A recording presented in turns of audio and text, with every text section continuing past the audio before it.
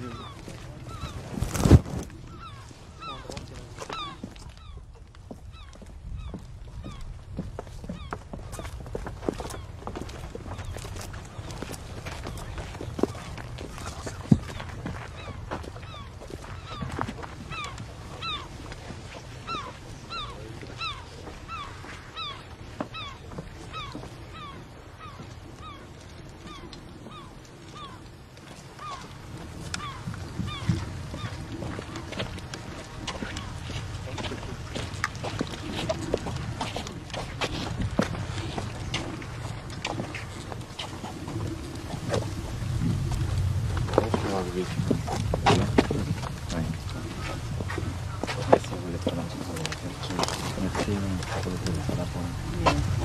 me rappelle d'une phrase qu'il a dit pour les jeunes maçonniers. J'ai appris à aimer la France.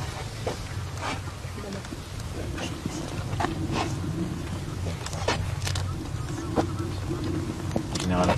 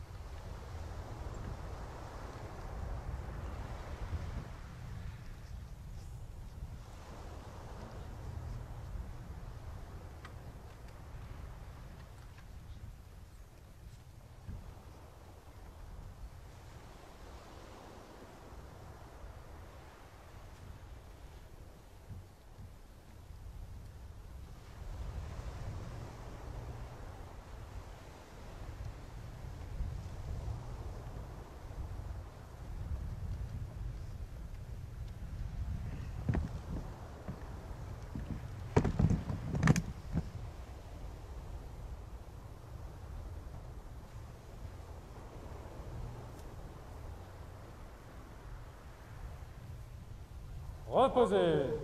En. Repos.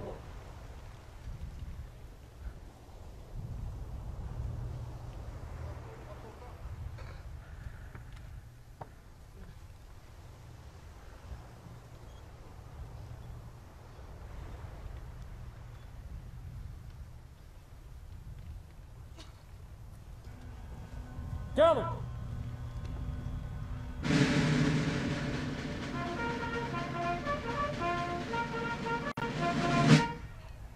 Présentez. En.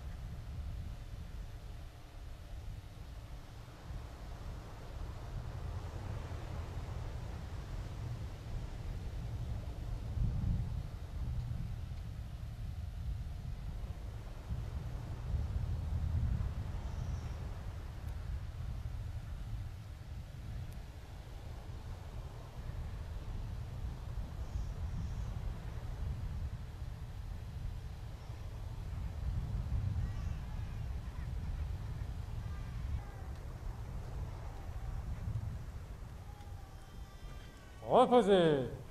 Homme. Repos.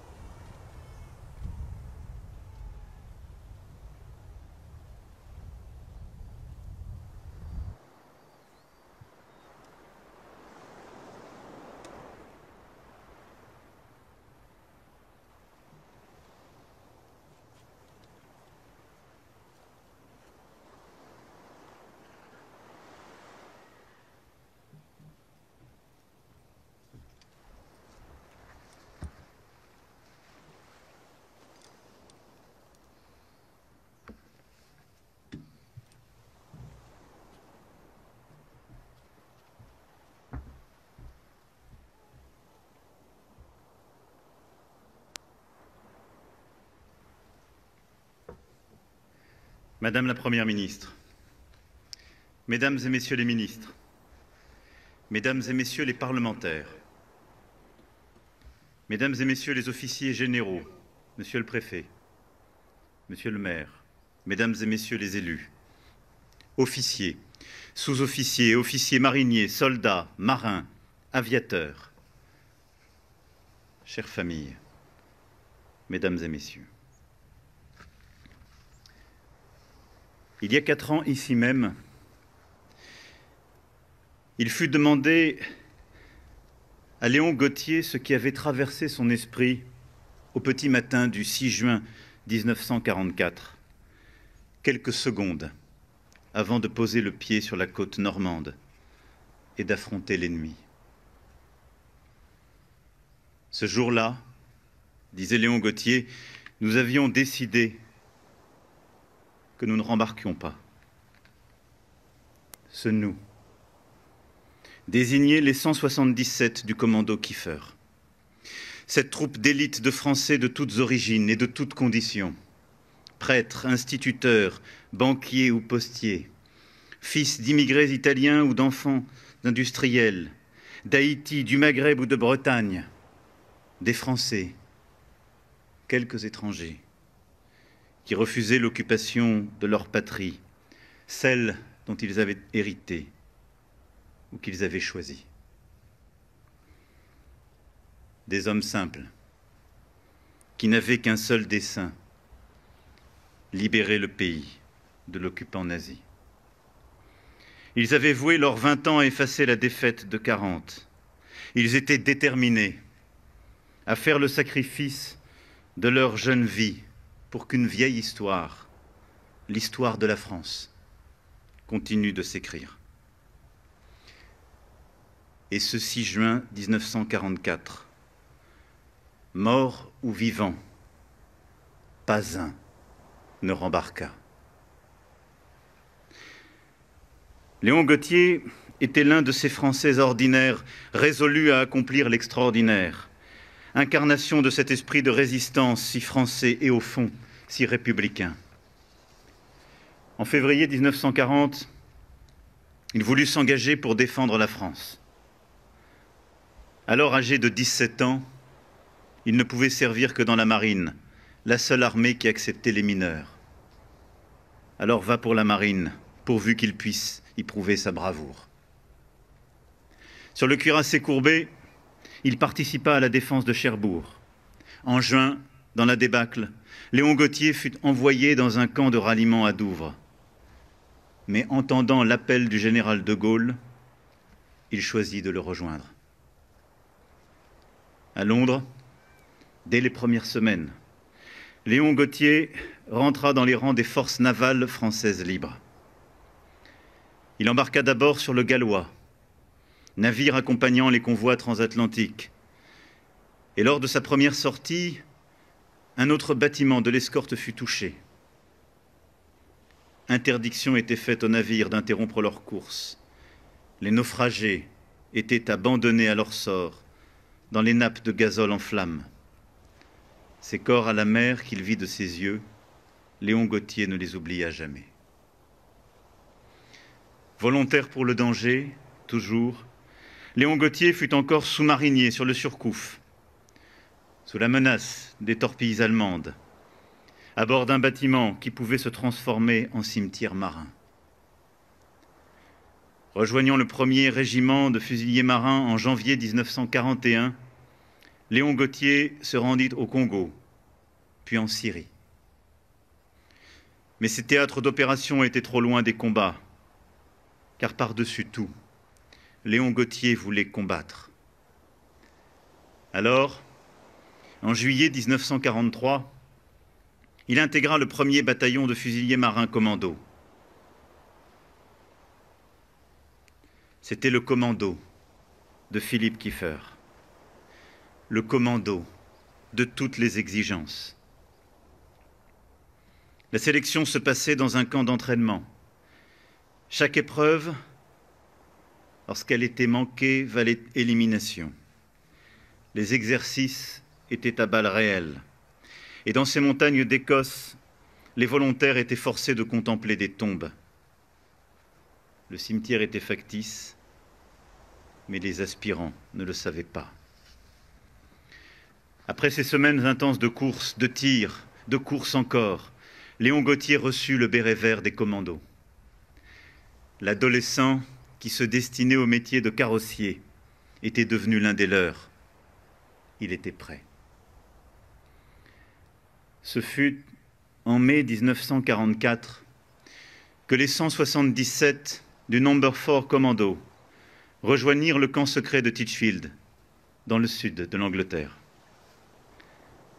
Ils attendaient la promesse d'une aube, les côtes françaises et la libération du pays. Enfin, ce fut le 6 juin. La veille encore, ils ignoraient où ils débarqueraient. Au petit matin, pourtant, ils allaient deviner. Les longues plages encombrées de barbelés et de mines, ces dunes estompées dans les vapeurs, dissimulant les bunkers de Rommel qui formaient le terrible mur de l'Atlantique. C'était la patrie, chez eux, chez nous, nos plages, notre terre.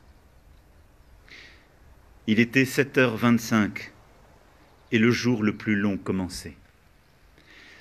Les Britanniques avaient laissé les 2 barges transportant les 177 hommes du bataillon s'approcher les premières des côtes normandes.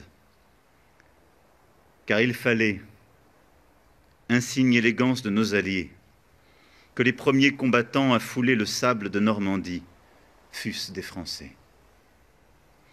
Des Français qui s'étaient promis de ne pas reculer, d'avancer et avancer encore sous les balles des mitrailleuses, sans s'arrêter pour ramasser les blessés, foncer jusqu'au blocos, n'abandonner jamais, quitte à mourir, puisque l'honneur, le pays et même la liberté du monde progressaient à chaque pas conquis. Non, ne pas rembarquer. Comme les autres, Léon Gautier avança, l'arme au poing et l'esprit fixé sur l'objectif. Il avait appris en Écosse à courir avec un sac de 40 kilos sur le dos. Il racontera ensuite que sous le feu ennemi, il courut plus vite que s'il avait eu le dos libre. À ses côtés, plusieurs de ses frères d'armes tombèrent. L'un d'entre eux s'affaissa sur le sable. Il lança alors « Allez-y les gars !» avant d'entonner la Marseillaise. Ceux qui l'entendirent eurent les larmes aux yeux et avancèrent encore pourtant. À la fin de la journée, le bataillon comptait 10 morts. Mais au soir, le commando Kieffer tenait Ouistreham. D'autres épreuves alors commencèrent pour Léon Gautier. Pendant 78 jours, il fut de tous les combats du commando, s'enterrant avec ses camarades dans des tranchées et montant la garde. Ce fut là, confiait-il, que ce fut le plus dur. Ce fut là aussi dans le bocage de Normandie, que Léon Gautier peut-être sut qu'il n'avait pas démérité de ceux qui, avant lui, avaient enduré dans les tranchées des Ardennes le pire. Après avoir libéré Saint-Maclou dans l'Eure et rempli tous les objectifs tactiques qui lui avaient été confiés, en septembre 1944, le commando Kiefer retourna en Angleterre. Tombé ou debout, la renommée de ces hommes, déjà, était immense. Ils étaient des Français qui avaient libéré la France. Moindres par le nombre, plus grands par la gloire. Blessé accidentellement, Léon Gautier ne prit pas part à la suite des combats. Et s'il avait été fidèle à la promesse de ne pas rembarquer, il en avait une autre à tenir. Avant le 6 juin, il avait promis à celle dont il était amoureux, Dorothy Banks, de l'épouser s'il revenait vivant. Le 14 octobre 1944, Léon et Dorothy se marièrent. Et ces deux acteurs du jour le plus long, elle dans le corps des transmissions britanniques, furent unis aussi longtemps que leur vie comptèrent de jours. Ils eurent deux filles, Jacqueline et Jeannette. Démobilisé en août 1945, Léon Gautier retourna à la vie civile. Il ne pensait pas être un héros. Il concédait un certain courage quand il avait fallu en avoir. Ce temps-là était passé. Il pouvait aspirer à ce dont il avait été privé jeune homme, la paix. Ouvrier carrossier en Angleterre, Léon Gautier travailla encore en Afrique avant de reprendre ses études de droit et de devenir expert automobile. Il était enfin un père tranquille. Léon Gautier avait appris, au combat, à ne jamais regarder derrière lui. Pourtant, peu à peu, il s'efforça d'effacer ce réflexe de soldat. Il voulut partager son expérience, car l'esprit de résistance qu'il avait animé pendant la guerre lui commandait de bâtir et de transmettre. Il revint habiter ici, à Ouistreham. Il œuvra pour l'établissement d'un musée consacré au commando numéro 4, le sien. Le temps passant, les honneurs légitimes furent enfin rendus à ceux qui restaient du commando Kiefer. Les décennies s'égrenaient, les anniversaires passaient, et Léon Gautier était là, s'accomplissant comme témoin, accompagnant les chefs d'État sur les plages du débarquement, donnant l'accolade en 2014 à Johannes Borner, ce soldat allemand qui, 70 ans plus tôt, combattait en Normandie, transmettant le flambeau à son propre petit-fils, fusilier marin à son tour, et ajustant encore le béret vert le 6 juin dernier à Colleville-sur-Mer. Léon Gautier était là, avec ses sourcils broussailleux, son treillis et son éternel béret vert de commando. Léon Gautier était là, avec son sourire de jeune homme et son humilité non feinte. Il n'avait fait que son devoir, et au fond l'amour de la France était pour lui une évidence. Léon Gautier était là, et avec lui, tous les commandos de toutes les générations, ici à Ouistreham ou ailleurs, et la foule des anonymes qui l'appelaient et le célébraient, lui, le dernier des premiers, à rester parmi nous. Léon Gautier était là, comme il le fut dès le premier jour. Et Léon Gautier est encore là, qui nous regarde, avec la simplicité bienveillante de celui qui a servi la patrie et rétabli la République. Et avec lui, les 176 autres de Kiefer, et au-delà, tous les bérets verts, cette cohorte de bravoure qui, aux côtés de nos alliés, avait libéré la France et qui, depuis, la défend et la sert jusqu'au sacrifice ultime. Léon Gautier est là, face à nous. Et tout son destin nous indique le chemin de salut pour notre patrie. La légende d'un homme ordinaire, devenant héros en suivant l'appel au service de la France et de ses idéaux, s'offrant à ses devoirs avant de chercher quelques droits, puis revenant, humble et simple, parmi ses compatriotes libres. Léon Gautier est là, ici, sur cette plage où tout avait commencé. Il est devant nous avec sa légende, la nôtre, offerte en modèle et nous obligeant. Ce 6 juin, ni ses frères d'armes, ni Léon Gautier ne remontèrent dans leurs barges. Ils allèrent droit devant. Ils étaient des commandos. À chacun de leurs pas, progressait la République, celle qui rassemble nos destins dans un même élan. À chacun de leurs pas, avançait la France, qui ne renonce jamais à être fidèle à elle-même. Là sont les seuls chemins que nous avons à poursuivre. Vive la République, vive la France.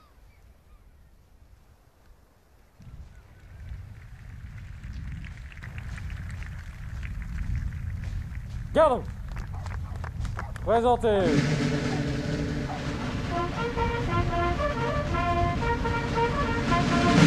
Oh!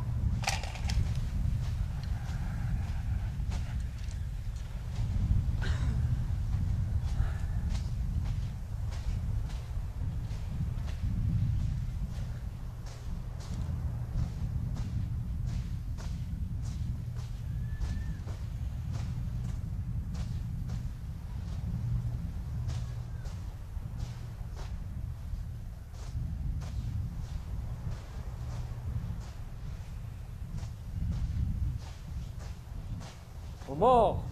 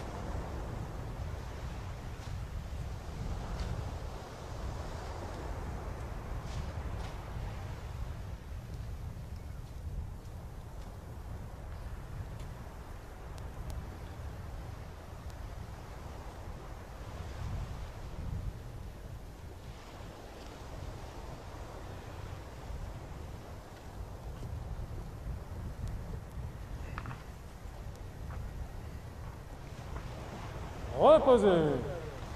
En. Repos.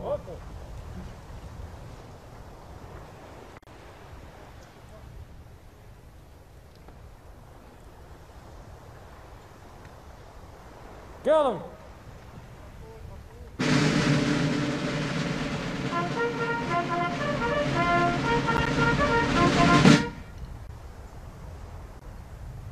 Présentez.